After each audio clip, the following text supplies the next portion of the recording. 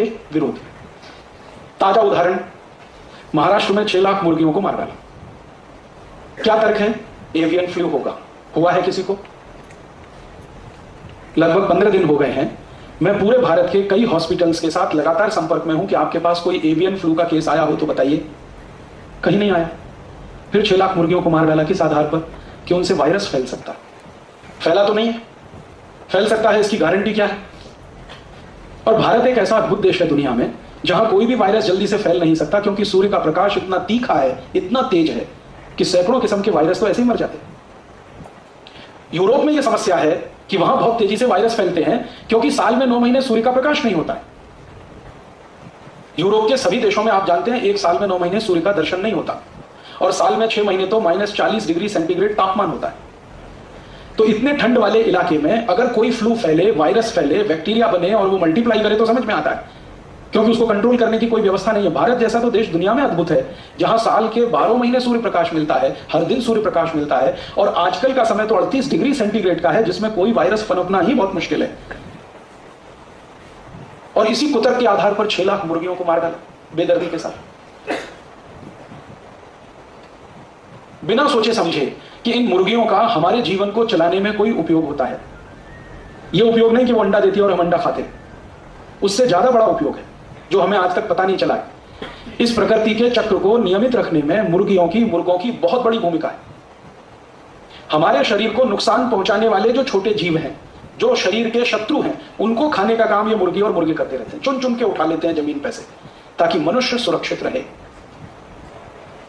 तो हम मनुष्यों को सुरक्षा देने के काम में जो मुर्गी और मुर्गे लगे हैं, उन मुर्गे और मुर्गियों को मनुष्य को बचाने के कुतर्क के आधार पर कत्ल करवा दिया सरकार। ऐसे अगर हमारी सरकार को चलाने वाले नेता हैं और ऐसे हमारे देश को चलाने वाले अधिकारी हैं, तो भगवान इनको जल्दी से उठाए और इनको उसी गति में पहुंचाए जिस गति में 6 लाख मुर्गियां अभी पहुंचाई गई। जल्दी से इनको उठाए, क्योंकि इनका बोझ अभी सहा नहीं जाता। मैं कुछ दवा के क्षेत्र में काम करने वाली कंपनियों के बारे में 1-2 जानकारी देना चाहता हूं जो उस तरफ मैंने नहीं दी थी। ये कंपनियों की जो इनिशियल पेड ऑफ कैपिटल है दवा के क्षेत्र में काम करने वाली, उनमें से एक कंपनी है बायर। उसकी मूल पूंजी इस देश में 6 लाख रुपए है बस, और उसका 1 साल का नेट प्रॉफिट 154 करोड़ रुपए। दवा के क्षेत्र में इतना मुनाफा होता है। इसी तरह से एक कंपनी है साइनामिड, उसकी मूल पूंजी इस देश में 40 लाख रुपए है और उसका नेट प्रॉफिट 115 करोड़ रुपए। इसी तरह से एक विदेशी कंपनी है, उसका नाम है सीवागाइगी, मूल पूंजी 70 लाख है और 1 साल का प्रॉफिट 114 करोड़ रुपए, और ये टैक्स देने के बाद का प्रॉफिट है।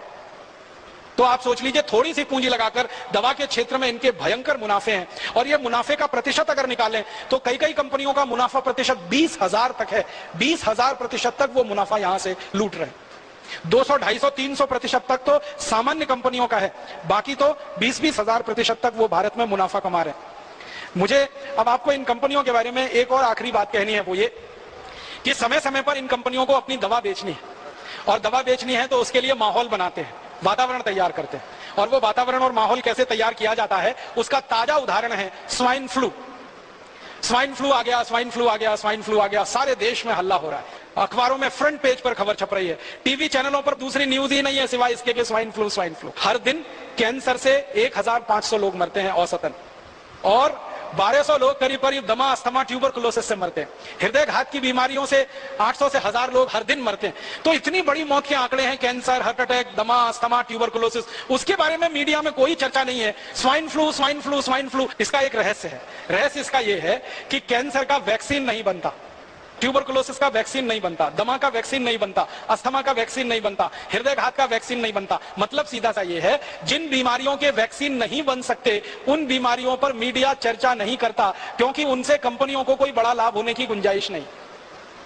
स्वाइन फ्लू का वैक्सीन बन सकता है, एवियन फ्लू का वैक्सीन बन सकता है, सार्स का वैक्सीन बन सकता है, और थोड़े दिन पहले एक बर्ड फ्लू आया था उसका वैक्सीन बन सकता है। तो एवियन फ्लू है, बर्ड फ्लू है, सार्स है, स्वाइन फ्लू है, इन सब बीमारियों के वैक्सीन बन सकते हैं और वैक्सीन बनकर बाजार में बिक सकते हैं, और इसमें विदेशी कंपनियों को मुनाफा बहुत भयंकर है। इसलिए मीडिया में ये सारी खबरें बाकायदा प्रायोजित तरीके से दिया जाती है, छपवाई जाती है, बनवाई जाती है। एक अमेरिकन कंपनी है, वो स्वाइन फ्लू की दवा बनाती है, टेमी फ्लू, और जानकारी यह मिली है कि टेमी फ्लू दवा को बनाते समय वायरस जो है अनकंट्रोल्ड हुआ, नियंत्रण के बाहर हुआ और उसने स्वाइन फ्लू को फैलाना शुरू किया सारी दुनिया। माने एक अमेरिकन कंपनी की बदमाशी से, एक अमेरिकन कंपनी की गैर जिम्मेदारी से स्वाइन फ्लू का वायरस सक्रिय हुआ और सारी दुनिया के 30 देशों को उसने अपनी चपेट में लिया। अब वो 30 देश हैं, वो टेमी फ्लू के ग्राहक हो गए। वायरस निकला अमेरिका से, ग्राहक हो गए उनके दुनिया के 30 देश के लोग। अब वो सब लोग जिनको स्वाइन फ्लू होने की संभावना है या हो गया है, डॉक्टर उनको एक ही दवा लिख रहे हैं, टेमी फ्लू खाओ, टेमी फ्लू खाओ, टेमी फ्लू खाओ। जो विद्वान डॉक्टर हैं और जो इन कंपनियों के चक्कर में नहीं फंसते हैं, ऐसे भी कई डॉक्टर हैं, वो बता रहे हैं कि टेमी फ्लू बिल्कुल मत खाओ, क्योंकि आपने टेमी फ्लू खाया तो ये स्वाइन फ्लू का जो वायरस है ये स्ट्रक्चर बदलने में माहिर है, तुरंत नया स्ट्रक्चर ले सकता है और वो नए स्ट्रक्चर में रेजिस्टेंस आ सकता है, फिर कितना भी टेमी फ्लू खाना ठीक ही नहीं होने वाले। तो ऐसा पूरे देश में आतंक और माहौल फैला दिया। और ये आतंक और माहौल के दो ही उद्देश्य हैं। पहला उद्देश्य है ज्यादा से ज्यादा टेमी फ्लू दवा बेचना, जो पिछले दसियों साल से इस कंपनी ने उत्पादन करके गोडाउन में भरी हुई है, अब वो गोडाउन खाली करना है। अब ये गोडाउन कोई ऐसा गोडाउन नहीं है जो टूथपेस्ट का हो, रोज इस्तेमाल करें और फेंक दें। ये गोडाउन तो तभी खाली होगा जब कोई दवा का आतंक हो, वायरस का आतंक हो और डर हो और दहशत हो। डर, दहशत और आतंक के चलते आदमी मजबूर हो जाता है महंगी से महंगी दवा खाने के लिए और महंगे से महंगा इलाज करने के लिए। तो ये स्वाइन फ्लू का वायरस इसी तरह का एक प्रोपेगेंडा है। मुझे तो एक ही बात कहनी है, वो ये कि ये स्वाइन फ्लू नहीं है, मीडिया फ्लू है। मीडिया ने पैदा कर दिया। मैं आपको एक पुरानी जानकारी देना चाहता हूं, बहुत गंभीर है, आप उससे अंदाजा लगाइए कि ये कंपनियां कितनी निकृष्ट हैं, कितनी नराधम है। सन 1916 से 1918 के बीच में 2 साल में दुनिया भर में एक बीमारी फैली, एवियन फ्लू। वो ऐसा ही था जैसे स्वाइन फ्लू है, और उस बीमारी के फैलने से सारी दुनिया में कुछ लोग प्रभावित हुए। जो लोग प्रभावित हुए उनकी संख्या बताई जाती है 4.5 करोड़। 4.5 करोड़ लोग उसमें प्रभावित हो गए। और 4.5 करोड़ लोग जो प्रभावित हुए, फिर मैंने ये जानने की कोशिश की कि मरे कितने उसमें से, तो मात्र 6,000 लोग मरे थे। मात्र 6,000 लोग मरे थे। अब उसके बाद क्या हुआ कि ये एवियन फ्लू का वायरस फैला और इसमें 6,000 लोग मर गए, सारी दुनिया में आतंक फैल गया। उस आतंक के चक्कर में एक अमेरिकन कंपनी ने वैक्सीन बना दिया एवियन फ्लू का, और वो वैक्सीन धड़ल्ले से सारी दुनिया में बेचा उन्होंने। और आपको सुनकर दुख होगा, उस वैक्सीन को लगवाने के बाद 60 लाख लोग मर गए दुनिया, और पता नहीं कितने अपंग हो गए, कितने विकलांग हो गए। बीमारी आने से 6,000 लोग मरे, बीमारी का वैक्सीन बना और उस वैक्सीन को सारी दुनिया में भेजा गया, फैलाया। सबसे ज्यादा अफ्रीका के देशों में, सबसे ज्यादा लैटिन अमेरिका के देशों में, ब्राजील में, मैक्सिको में, चिली में, कोस्टारिका में, कोलंबिया में, फिर अफ्रीका में, नाइजीरिया में, सोमालिया में, इथियोपिया में, दक्षिणी अफ्रीका में, रोडेशिया में। तो अफ्रीका, लैटिन अमेरिका और भारत में भी हुआ था उसका। वैक्सीन का अंधाधुंध प्रचार हुआ, अंधाधुंध बिक्री हुई। 60 लाख लोग वैक्सीन लगने के बाद मर गए। उसका क्या?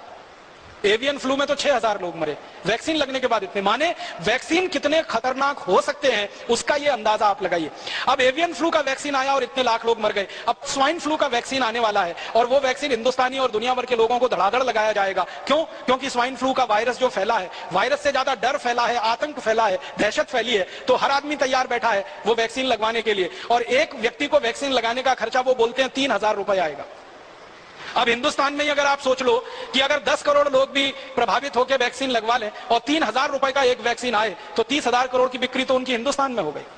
अफ्रीका में, लैटिन अमेरिका के देशों में अगर हो जाए, हजारों करोड़ का माल बेचेगी एक कंपनी, और इस कंपनी के पास पेटेंट है 20 साल तक, तो कोई दूसरी कंपनी उस वैक्सीन को बना के नहीं बेच सकती 20 साल तक। और इसी कंपनी के पास दवा का भी पेटेंट है 20 साल का, तो टेमी फ्लू दवा को कोई दूसरी कंपनी नहीं बनाकर बेच सकती 20 साल तक। तो 20 साल तक एक ही अमेरिकन कंपनी की मोनोपोली रहेगी, और उस मोनोपोली पर हजारों करोड़ रुपए वो लूटेंगे लोगों के दिलो दिमाग में। इसलिए स्वाइन फ्लू का दहशत, आतंक और डर बिठाया जा रहा है। और मैं इसी संदर्भ में और एक छोटी सी बात करूंगा। आपको याद है थोड़े दिन पहले इस देश में एक आतंक फैलाया गया, hepatitis B, hepatitis B, hepatitis B, hepatitis B. और आतंक और डर इतना फैला कि हिंदुस्तान के लाखों करोड़ों लोगों ने उसका वैक्सीन लिया।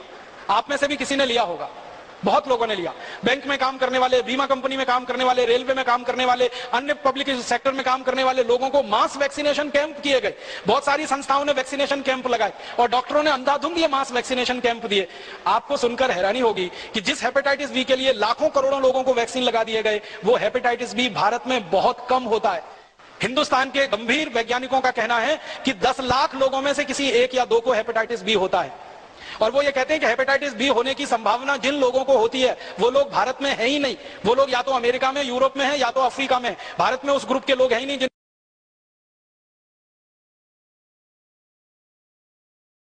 हमारे पुणे में अभी थोड़े दिन पहले मास वैक्सीनेशन का कैंपेन चला, हेपेटाइटिस बी। याद है? हर गली मोहल्ले चौराहे में हेपेटाइटिस बी का वैक्सीन लगता था।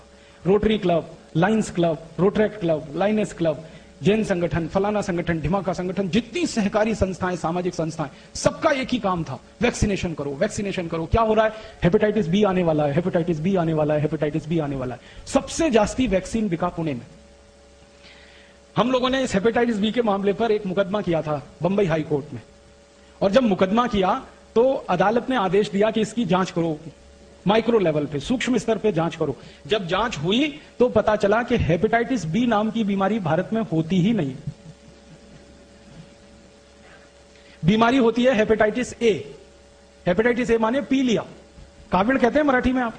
तो ये सामान्य काविड़ जो होता है वो हेपेटाइटिस ए है। ये होता है, सामान्य रूप से होता है, बारिश के दिनों में तो जरूर होता है, क्योंकि पानी में गंदगी आने के कारण ये होता है। तो हेपेटाइटिस ए तो होता है, हेपेटाइटिस बी नहीं होता। और वैक्सीन हेपेटाइटिस बी का दिलवा दिया आपको।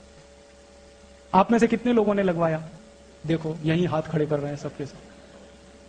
और ऐसे ऐसे हजारों लाखों लोगों ने पुणे में वैक्सीन लगवा लिया। 2 कंपनियों ने खूब बिजनेस कर लिया, खूब धंधा कर लिया। फिर मुंबई में कर दिया उन्होंने, फिर कोलकाता, फिर दिल्ली, फिर जगह जगह करके हजारों कोटि रुपए लूट लिया।